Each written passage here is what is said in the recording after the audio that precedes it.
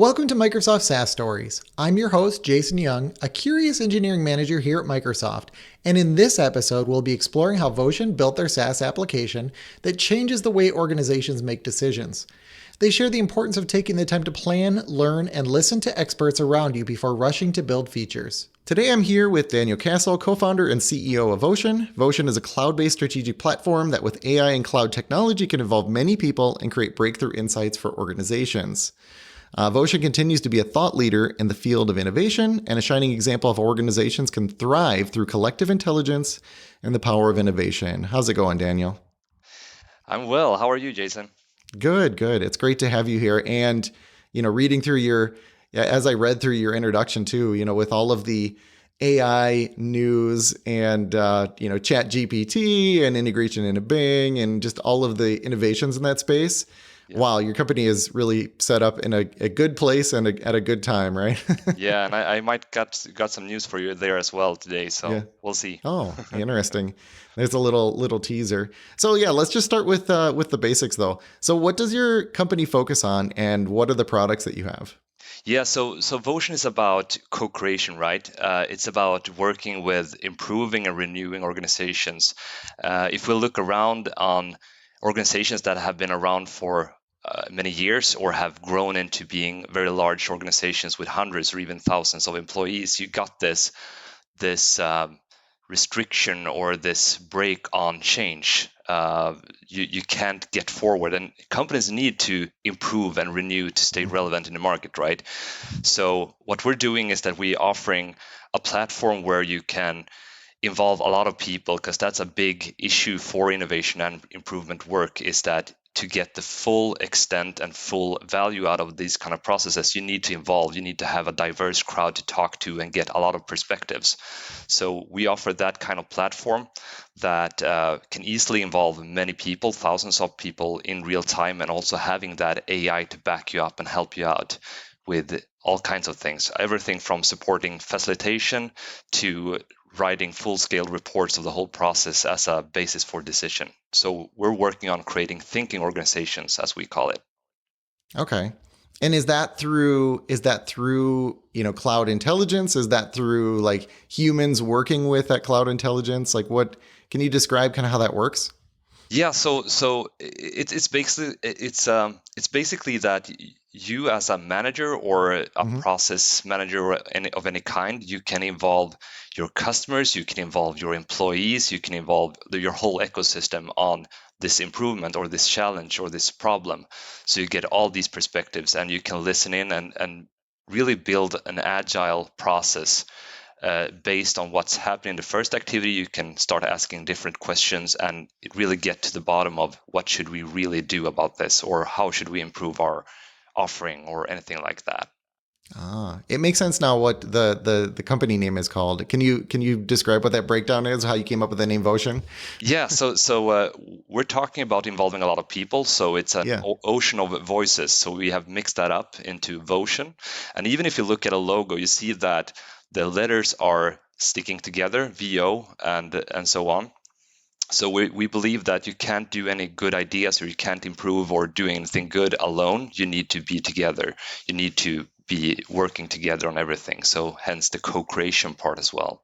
And we also talk about co-understanding together in organization to really drive engagement and really having everyone on board as you make changes, make improvements, or making something new. I love all the thought that went into that. That's super cool. So, we're obviously here to talk about SaaS. So, Yeah. what first motivated you to consider a SaaS model? Well, I think that as all organizations, really, you should focus on the customer, right?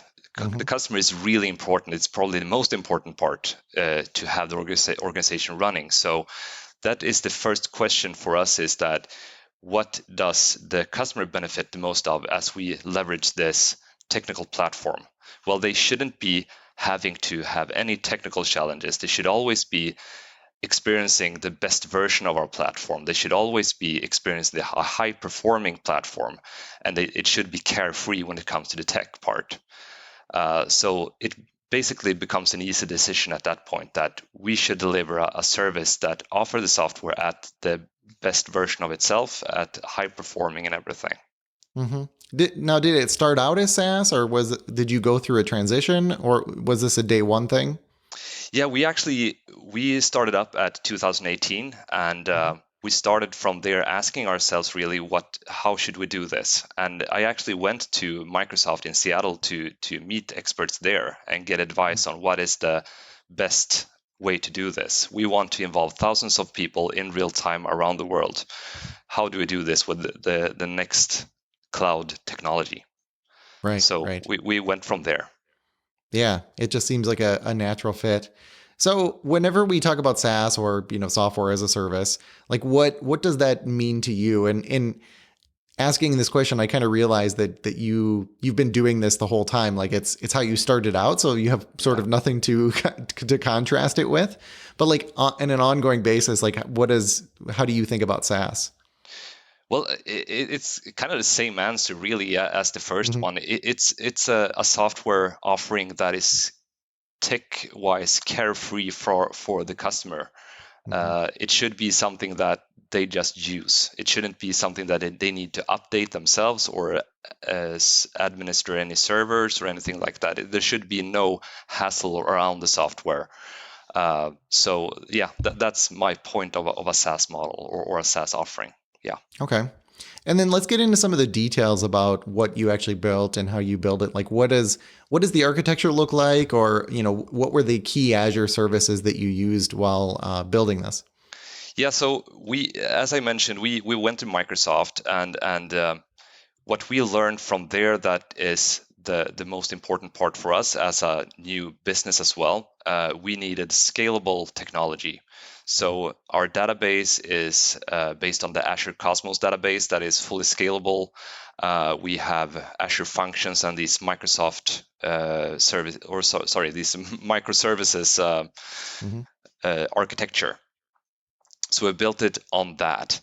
Also now I can break that news to you as well. We have been working on a project that we call Breakthrough Intelligence. Since you mentioned OpenAI, we have been approved to include that in our platform. So this year we will release a new version of our platform where we actually have OpenAI service infused in our experience. So that's going to be amazing. Oh, that's super cool. That's super cool. So this is all. It sounds like this is serverless, right? I mean, you're using functions, you're using Cosmos DB. So that the nice thing about having an architecture like that is a lot of the concerns about scaling and just like uptime, like a lot of that you've basically pushed onto the Azure platform, so that the platform itself has to deal with it. So that probably makes Yeah, your life a lot easier. it gets a lot easier. It's Yeah. basically hassle free if you build it like that from scratch. And we had that Hmm. opportunity to think first and act later. We don't have any legacy or tech that we need to manage from before. So we really took the chance and built it as we wanted it to work, and thinking of the future as well. I think that I it's love that. important to think about first think and first think a lot, and Hmm. it gets a lot easier later to really take the time to really put our heads together. Yeah. Yeah, no, I love that. That makes a lot of sense. And then what is your pricing model? How do you charge customers? Well, we have yearly licenses for our customers, and we only have a licensing for those that actually build and manage these processes or these activities in the platform. They can involve how many participants they want in that. So you don't pay for any participation in these activities, only for those that manage Hmm. the processes themselves. Okay, okay, that's really nice because then it's promoting involving as many people as possible, which it sounds like that's really what the company is about. Yeah. And then Yeah. you're just making money based on the amount of initiatives or things that they want to be able to kick off. Yeah, we've really thought about that, and we really want the participation to be as easy as possible. We have Hmm. like features that you can easily generate links that require no login for participation. You get right into that activity, and you're anonymous. We put focus on the idea themselves and not who actually wrote it. So yeah, really full focus on easy participation. It shouldn't be hard with innovation to Hmm. be involved in it. So yeah, the Yeah, it's participation part is a key part here. Yeah, that's interesting. I kind of want to use the software now. The team that I'm on, I feel like we could use this for some of the ideation and basically getting like candid feedback on things. I love this. This is Of great. That was course, just I'll sort of hook you up. a side note. Thank you. And then, what were some of the biggest challenges that you had while building this? And then what I'm really curious about is if they were mostly business or if they were mostly technical, people having to support a service, 24/7. And was it really technology focused, or did you have just challenges in like building out your pricing model or your sales or however that worked? Tell me some more about Yeah, that. yeah. The tech part is of course we put a lot of effort, a lot of work into this. I Hmm. think we are about around 60,000 hours of development here at this point, Hmm. and we started with new technology that was in preview mode as we started. So the documentation and learning part was a big threshold to get through, but it also has been a very learning experience, and we really appreciate taking these efforts and these challenges head on. Hmm. So we really like the choices we've made there. On the business side, it's all about we're thinking a bit anew for our customers and what we offer here. We're talking about creating thinking organizations in the world where we actually can involve all the co-workers and all the customers in the future and the decisions for the future. So thinking about the pricing model is hard. Of course, it requires to really think it through. We don't want it to affect the participation part, of course, as Hmm. we mentioned before. We don't want customers to like chicken out on the pricing because they don't want it to be too pricey to involve people. We want them to involve people. That's important to us. But also talking about the future with the customer as well. How do you actually use the platform and use it as good as possible? How do you get the best effect out of it? Hmm. So yeah, it's been challenges, of course, as all companies experience as they start to think it through everything. Yeah, absolutely. And then, as you think back and how you built this, again, through that lens of building a SaaS application, is there anything that you wish you had done differently? Any lessons along the way that you could, put a message in a bottle and send it back through time and be like, hey, if you knew this, your life would have been a lot easier in building out SaaS? That's a good question.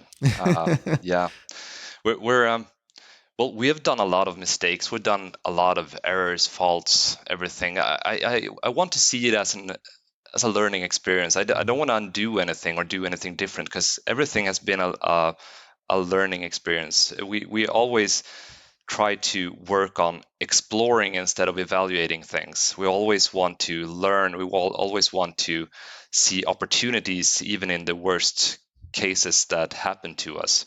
So I wouldn't say I want to change anything. There are, of course, some like scenarios that probably would have been easier if we did different choices. But hey, it's been a blast doing this. It's been a blast building all this, learning so much from all these challenges. Um, I think that if it's something as we talk about SaaS here, it would be to really get in touch with good experts, good people, being listening to everyone around us more frequently, learning before doing instead of doing and then learning in some cases. And Microsoft, you have so good documentation, you have good people to work with and talk with as well. So at some points we might have been better off if we just have had more communication and listening more on Microsoft. Hmm. If only there was a video podcast where you could learn from other companies, Yeah, just yeah, that's referencing right. referencing this show. So that's Yeah. why we're here, right? Others are going to be learning from you and vice versa, which I'm really excited about. And then as far as your engineers, how did you get them thinking about SaaS? I don't know if you hired them away from other SaaS companies or if they had to learn how to run a service in this manner. But how did you get them to think like this?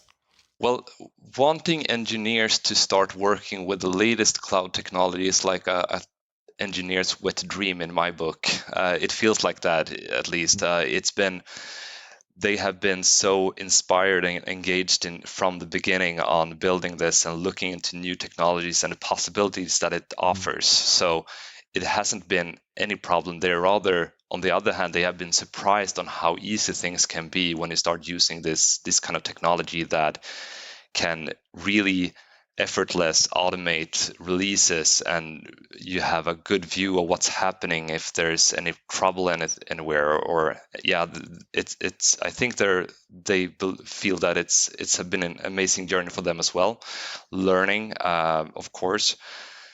But yeah, the possibilities are endless. So it's yeah, I think it's been a really cool journey for them as well. So it Yeah. hasn't been a questioning of the use of technology here or running a SaaS model. Right. No, it sounds like a fun gig. I like it.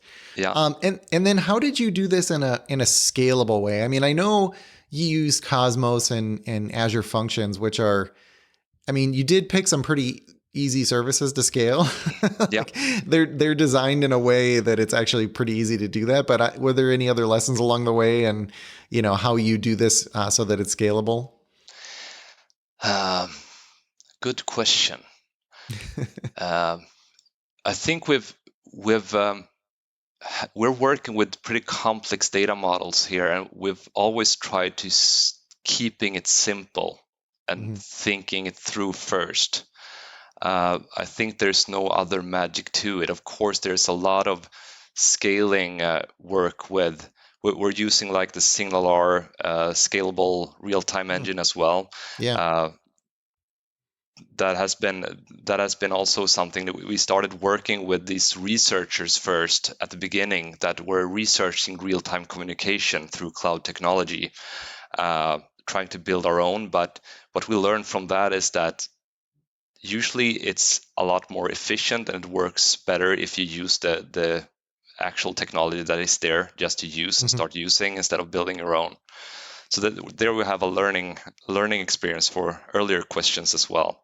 Yeah. No, that's what I was thinking as you were mentioning this. It's like, hey, how do you make a scalable solution? Well, you start with scalable technologies that are designed so that as you build them, it's just easier, right? Like you're Yeah, you're just playing the game on easy mode at this point. yeah, There's obviously things you have to think through in terms of your queries against Cosmos and how you work across regions and things like that, with functions and how you provision everything. But yeah, you're definitely playing on easy mode whenever you pick technologies that were designed for that from the start. yeah. Why not? Yeah, yeah. So then, of course, my next question is around security. How do you build this in a secure way? Well, the way we think is that the customers, of course, are important, and we look into the ecosystem.